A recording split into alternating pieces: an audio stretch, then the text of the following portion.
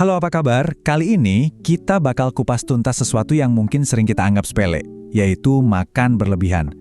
Tapi ternyata ya, dampaknya itu jauh lebih dalam dari sekedar nambah berat badan loh.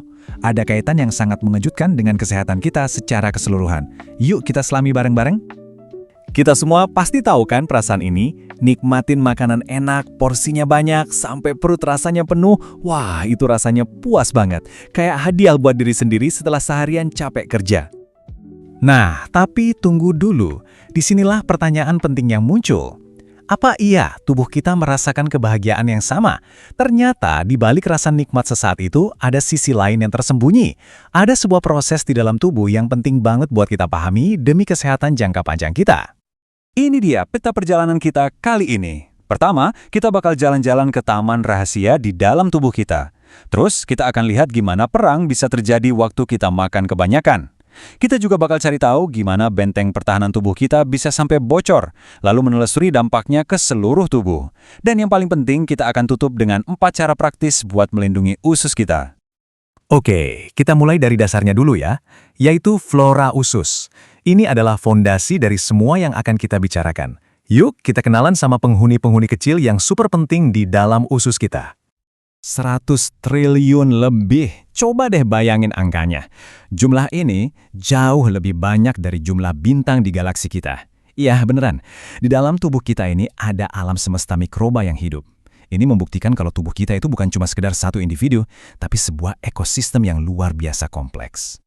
Nah, para mikroba ini sering disebut flora usus. Kenapa? Karena komunitas bakteri di dalam usus kita itu saking beragamnya, saking kaya jenisnya, sampai diibaratkan kayak taman bunga yang indah dan penuh warna. Gampangnya, di dalam taman ini ada 2 kubu utama.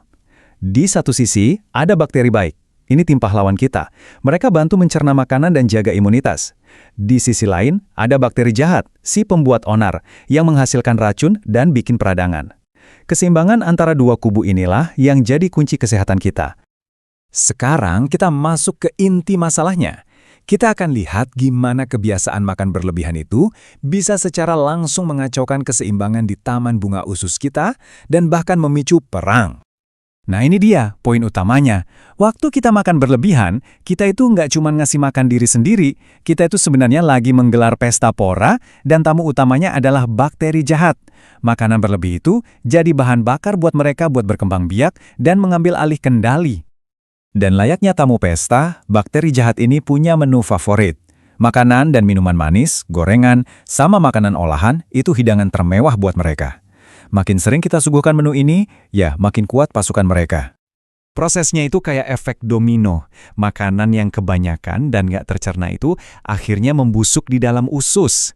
Bayangin aja kayak sampah yang kelamaan dibiarin. Proses pembusukan ini menghasilkan zat berbahaya seperti amonia yang mengubah usus kita jadi kayak pabrik penuh gas beracun. Akibatnya, dinding usus kita jadi iritasi dan meradang terus-menerus. Nah, semua kerusakan yang barusan kita bahas itu bisa berujung pada satu kondisi yang cukup kritis, namanya usus bocor. Ini adalah akibat langsung saat dinding pertahanan usus kita mulai melemah dan rusak. Jadi, apa sih sindrom usus bocor ini? Istilah kerennya leaky gut syndrome. Bayangin dinding usus kita itu kayak benteng pertahanan yang super rapat. Nah, di kondisi ini, benteng itu jadi bocor, punya celah-celah kecil yang bikin racun dan bakteri yang harusnya dibuang malah menyelinap masuk ke aliran darah. Lalu, apa yang terjadi kalau para penyusup ini lolos ke aliran darah? Wah, sistem imun kita langsung siaga 1. Mereka menganggap ini sebagai invasi musuh dan langsung melancarkan serangan balasan. Hasilnya, peradangan terjadi di seluruh tubuh. Penting banget buat kita ingat, masalah di usus itu nggak akan diam di usus saja. Sekarang, yuk kita sambungkan titik-titiknya. Kita lihat gimana masalah yang awalnya cuma di perut bisa menyebar dan jadi pemicu berbagai penyakit serius di bagian tubuh lain. 70%.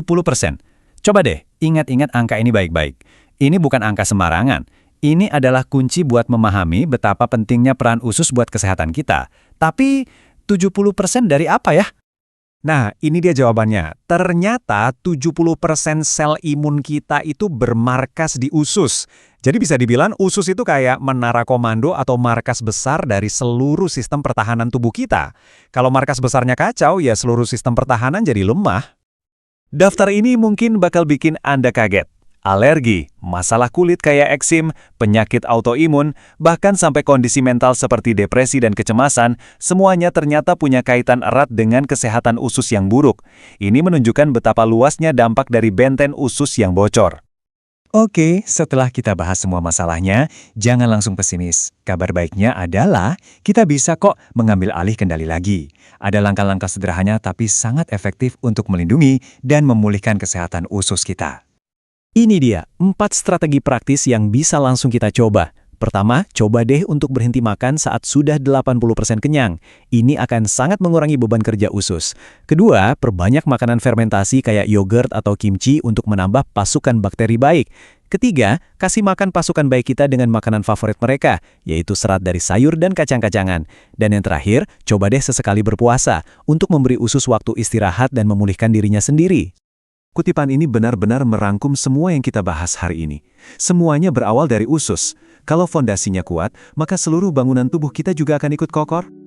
Jadi, poin terpenting yang bisa kita bawa pulang adalah ini. Kebiasaan makan kita sehari-hari itu adalah alat yang sangat kuat. Setiap suapan yang kita ambil itu adalah sebuah keputusan. Apakah kita sedang memberi makan penyakit atau justru sedang membangun pertahanan tubuh untuk melawannya? Nah, sebagai penutup, saya tinggalkan Anda dengan pertanyaan ini untuk direnungkan.